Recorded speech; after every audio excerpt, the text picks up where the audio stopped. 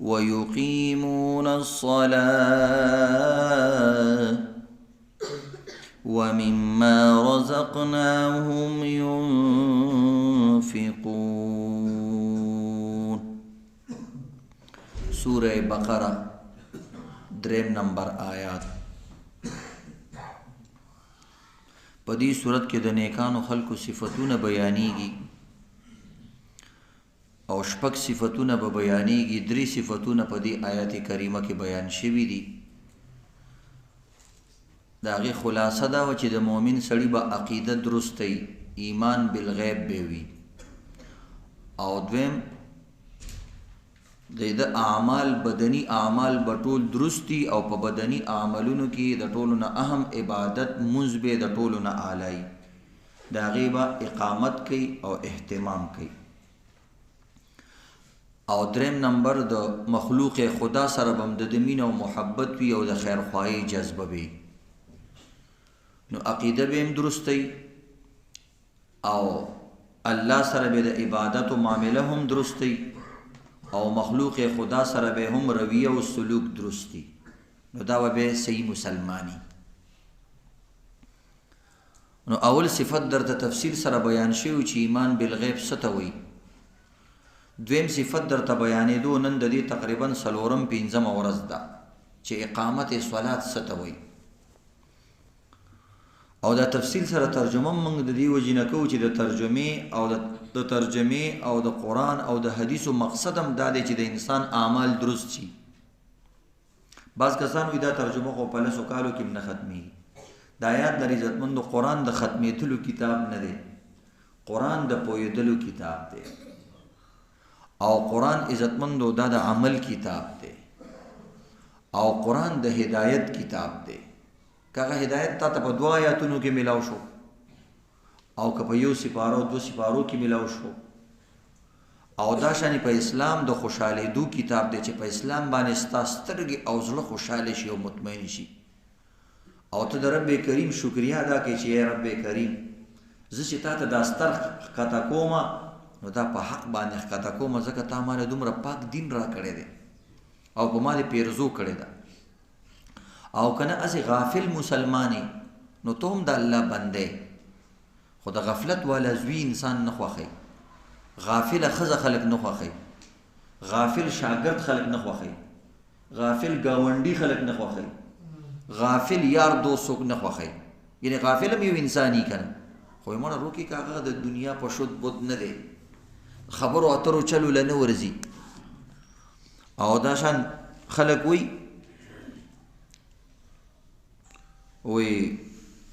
د قمقل دوست نه خیر دشمن کوي، دومره پورې وي. نو داسې مسلمانانو کې قمقل خلک دي د الله په نسبت باندې. یو خو موږ هغه ته قمقل وایو چې د دنیا په شد بد نه پوهېږي، یو د الله په نسبت باندې قمقل خلک، او هغه قمقل خلک چې هغوی دین سمجھ بوج نه لري او د الله په احکاماتو او د هغې په حکمتونو او د هغې په عمل باندې نه پوهېږي. دا د الله په نسبت قمقل انساني. او دې ته حدیث کې غریب انسان ویلی شوی دی. وایي غریب څوک دی؟ نبی علیه السلام ته وایي چې چا سره پیسې مال نه وي، وایي نه هغه کس دی چې دنیا کې عملونه نه کړي او یا یې بد عملونه دومره کړي چې د قیامت په ورځ باندې هغه ښه عملونه هم د باغې کې لاړ شي. نو د دین سمجھ بوج اصل دی. نو الله رب العزت دې موږ او تاسو په قرآن باندې پوهېږي. قسم دی چې کله د دین سمجھ او د دین روحانیت په انسان باندې کولو شي نو بس بیا دا ټوله دنیا ورته هسې خاورې ری ښکاري، او دغه عشق او دغه محبت او د الله سره تعلق دا د ټولو نه لویه خزانه وګرځي. او اصل خو د زړه خوشحالي ده. د دنیا په دې ظاهري څیزونو باندې د انسان بدن خوشحالي او په روحاني غذاونو باندې د انسان روح خوشحالي، او هغه غذا د قرآن ده. ويقيمون الصلاة، مومن بند هغه دی، متقي هغه دی، کامیاب هغه دی چې اقامت صلات کوي، د مونځ اقامت کوي، مونځ ادري یا د مونځ اهتمام کوي، د مونځ پابندي کوي، یا یقیمون الصلاة د مونځ رعایت کوي. یو مونځ کول یو د مونځ رعایت کول دي چې مونځ څنګه کول دي. نو د اقامت صلاة مطلب دا و یا همیشګيري کوي یعنی د اصول خیال ساتي د فرایض او مستحبات او مکروهات او کم زیته بګوري کم زیته باندې ګوري او ځان بګره کنه ګره او کم کار چې وکړي نو سجده سهو به د باندې راځي او کم کار چې وکړي نو مونږ دی ادا کیږي خو مکروه شو او کم کار چې وکړي پاغي باندې مونږ فاسديږي د دې اوس مونږ ته پته نه ډیر کار ته داسې شي تاسو هم جمعهتونو کې کتلی امام غلط شي او په جمعات کې یو جنگ جوړ شي سو کوئی شوه دی او سو کوئی نه دی شوه هغه مولا غریب نه مغه مسله یې رکی چې سوچو کې یو 2 منټه سوچو کې چې بھئی دا کم غلطي ما وکړه چې دې کې کیږي کنه کیږي دومره شور شي یو طرف نه چغي بلبل ته د اقامت صلات اصل کې مونږ کې نشته دی نو مونږ نه پویو ګینه مشبيتو کالو نماز کو دا یو عام مسله د پکار دی چې هر سړی په پوي دی یو جنگ جګړه جوړي شوی دی سو کوئی نه دی شوی بس هغه مولا نن بکیر شي بس هغه وي زمونه بیا د سره پاسېږي بیا د سره کی آسان خبره خدا دې عزتمندو باز وخت کې مونږ شوي مونږم دې دوت ویری مونږ نشته تکرار د مونږ نشته چې ته دوت بزل مونږونه کې تر دې پورې فقهاو لیکلي چې اوسړي فرض مونږ کو ځان لپاره ورته نشو چې جمع شوی دا کنه نو بس اوس دوباره مونږ پې نشته لري که جمع سره ودرېږي د فرض نه ادا کیږي د نفل مونږ کیږي ځکه فرض خو کو نو د مونږ اقامت دې ته ویل کیږي چې د یو څو شرطونو به خیال ساتي دې ته به اقامت نمبر 1 معرفت الوقت چې وخت پیژني چې به دا د مونږ ټیم دی او کنه دی تو سور کې راغله یاره نن مې دې نفل ته ډېر زړه شوی دی ټیک دا ډېره خبره ده ټول شپه کې نفل کیږي تکړه شه وجي زما دي مازیګر کې دې نفل ته ډېر زړه کیږي من مازیګر کې نفل نه کیږي مازیګر مونږ نه بعد د زړه باندې مانی زموږ استادانو ویلو حضرت علي صاحب رضی الله تعالی عنہ یو ځل جمعه کې وسړي د مازیګر مونږ نه پس نفل کول او ته یې سړی دا څه کې دا خو نماز ټیم نه دی او ته او الله به ما په سجدو نیسي ګوره شیطان چې سړی کله دوکه کوي نو هغه ته دینی خبرې په ذهن کې راچي د ګناه سیس خو تا ته پته چې دا ګناه ده هغه که زر زر تا ته شیطان وي تا ته پته ده دا ګناه ده اوس کنځلي ګناه ده که تا ته زر زلم شیطان وي چې دې کې ثواب دی ته به نه کنځلي ګناه ده دروغ کې ګناه ده خدا ته مازیګر نه پس نفل کوا ټول خلک لوبي کوي دې ټیم کې ته منځونه کوا نو دا درې څه ورته دې ټیم کې مونږ نه کیږي هغه ویل ما به الله په سجدو نیسي هغه نه په سجدو الله سوق نه نیسي د پیغمبر په مخالفت بدی نیسي پیغمبر وې دې ټیم مکوا سار مون نمخ کی رستو چې کم نه نفل نکی بخاری شریف کی سلور حدیثونه دي چې نبی اسلام د دینه منع کړي نو دې ته ویل کېږي د وخت پیژاندل یا وخت قضا دی او ته ادا کې قضا کې به د قضا نیت کې ادا کې به د ادا نیت کې نو وخت یا مثلا وخت د مازیګر دی او ته د ماسوتن سلور رکعات مسکو دا په غلط روان دی شیخ په غلطه دی او په الټا روان دی نو د چال بنه کې صحیح طریقې سره ته د موز اقامت دی او ته چې بس لاړو کوم مونږ شو والله بدن نه والله مولا بس ولاړو نو بس کته پورته شورالو د جمی مونږ د بازي کسان د دی وجه ناراضي چې غزان لپاره سوچونه کوي هغه په پویږي ځان لږ مونږ کوي بس به ګډ وډي بس وی الله بالا برګردنی مولا الله اکبر مطلب دی د څه خصوص نه وي مطلب ذهن کې دی چې بس مولای کوي کنه مړ بس منګم یو ردی بدی برګردنی مقتدی چې په دې متلونو شو خو تعالی درځي موږ هم راځي کنه ته اعلی بالا برګردنی مولا موږ یو ردی بدی برګردنی مقتدی اسه دا د غب شپ خبري ستاسو د پویولو د پاره دا څه مطلب نشته مطلب دا دی نه مقتدیان د موس پروا کوي نه امام به پروا کوي او چې کله د سیمون نه کینو دي ته اقامت صلات نه وي یقیمون الصلاه د منځ به اهتمام کې د منځ به رعایت کې د منځ به خیال ساتي څنګه خیال ساتي چې وخت دې کنه دي او تاخير بنه کې حدیث کې راځي چې کوم انسان دو منځونه په یو ټیم جمع کی وي د جهنم په دروازه د دنو مولي کې لیش چلکا یو سیټ پکې بوک قبل سره را روان دي مګ نه دی بوکینګ وکړل چې یو مونږ دي قضا دو مونږونه یو ټیم باندې مثال سره مونږ دي قضا نو جهنمی نه خو بوکینګ سیټ دې ځان له بوک کوس نه چې لکه زر اعظم دا سیټ بل چاله ورنکي بس داسې پرورو سړی خرابي نو زر استغفار کول پکار دي نو چې کوم انسان قضا مونږ کوي توبه ولوباسي یا الله زما دې توبې زه به بیا داسې نه کومه یا الله داسې وخت را باندې بیا مه راوله او دغه زما سیټ چې کوم بوک شوی دی بس هغه بل چاله ورکه او ما د دغې نه حفاظت وکړه نو د ټایم به خیال ساتي بعضې کسان یې مونځونه دي د کلونو تلي بس مړه تیر په هیر ولې تیر په هیر قضا مونځ کول هم فرض دي فرضو کې چې کوم دی نه معافي نه قرض فرض چې کوم څیز قرض شو هغه فرض شي یو سړي پورې تا پیسې دي او ستا پلار مړ شو 20 کالې مخکې ورکړي بس هغه وایي مړه دا خو زړه خبره ده دا ته کومې خبرې کې 20 کال هم درته وکتل اوس لا داسې قیسې کې وایي پلار خو دې مړ شو وایي دا خو زموږ میراث دی څوک چاته نه پرېږدي 1 روپۍ نه پرېږدي خو چې مونځونه دې لاړ شي بس مړه الله غفور الرحیم دی او دومره حسابونه چا سره نه کوي د حساب دپاره پوره ورځ مقرر کړی دی د 50,000 کالو برابر ګپ خو نه دی چې حساب یې نه کولی نو 50,000 کالو ورځ څه دپاره مقرروله مقرره ده خفه کېږي که یو انسان نه کړي کېدای شي داسې وشي الله یې قیامت پر ورځ چاته معاف هم کړي ځکه د الله اختیار دی خو اصولي خبره دا ده چې اصولو سره به ته چلې او چې نه چلې نو سترګې به ټیټې ساتې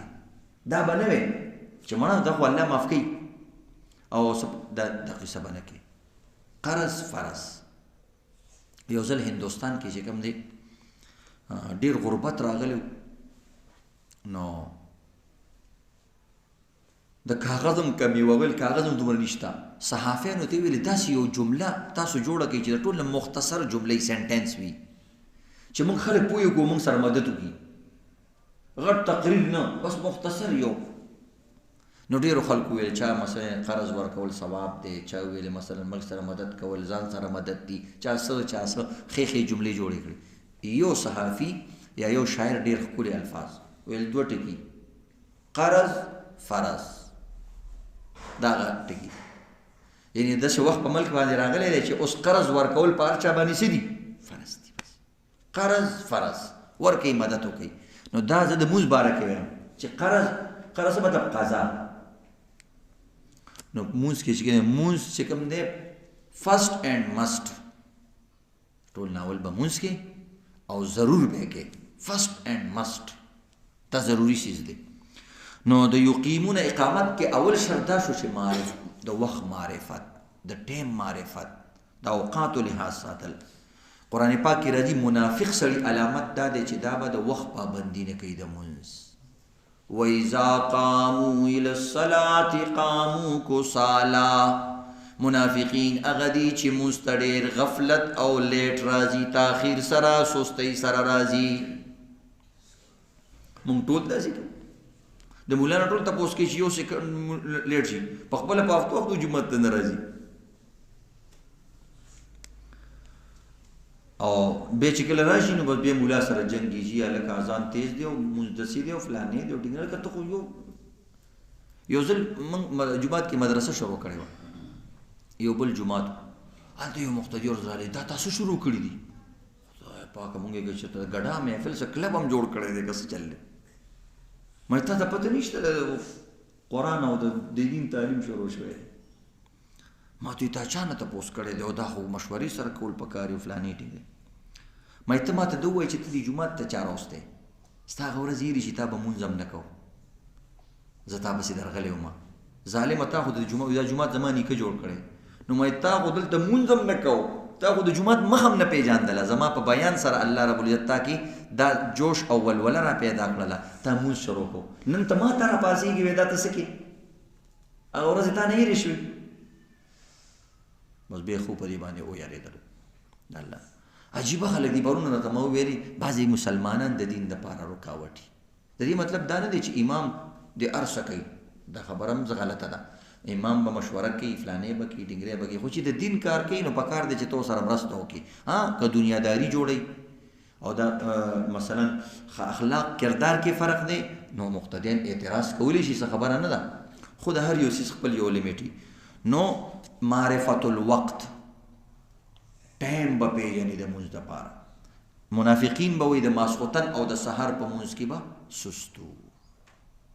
اوس سوچو که په دې وخت کې دا ټول دی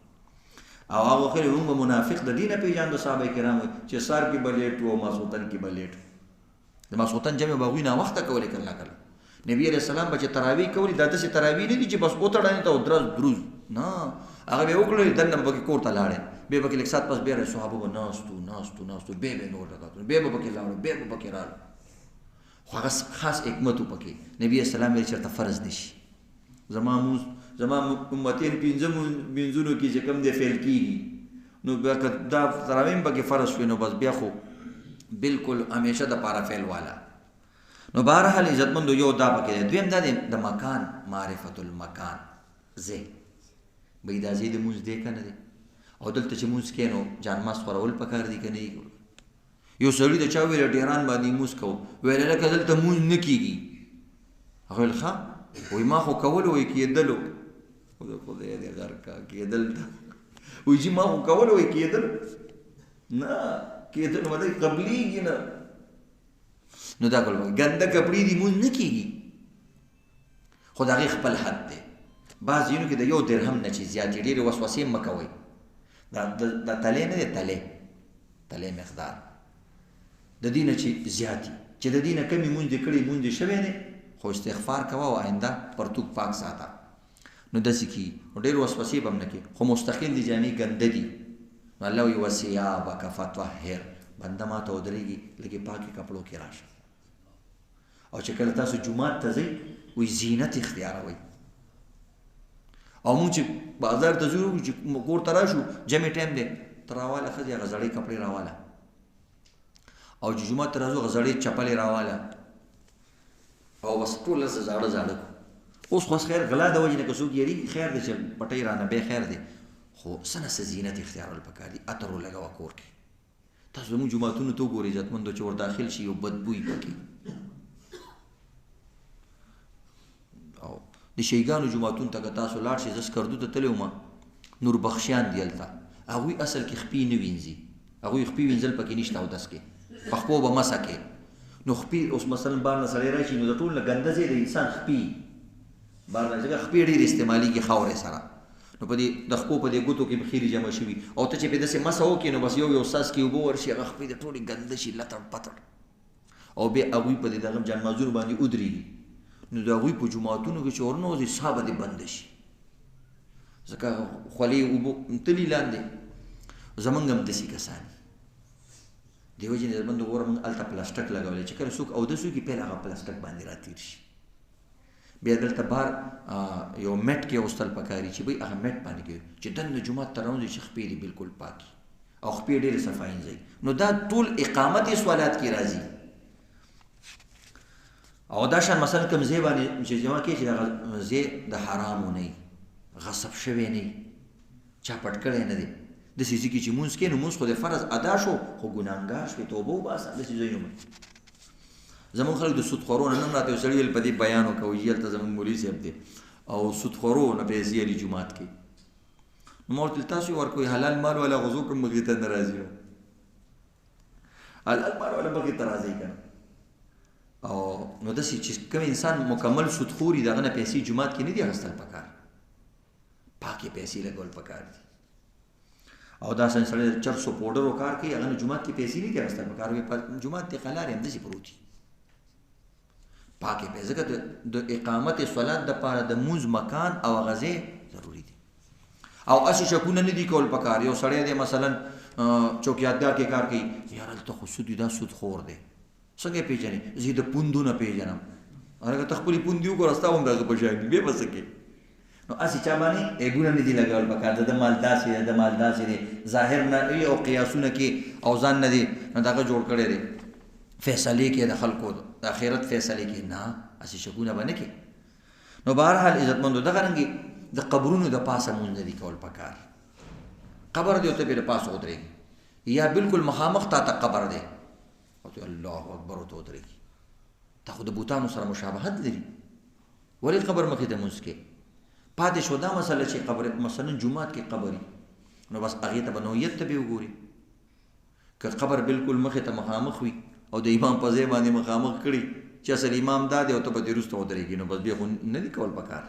بیا خو بالکل ناروا دي خو که سیټ ته وي دیوالو ته جوړ شوی دی چت مې د پاسه اچولی شوی دی وروسته دی بس بیا خو مونځ کېږي مثلا سیټ ته قبرونه دلته خو هر ځای کې قبرونه دي که نه دلته شاته هدیره هلته هدیره اخوا هدیره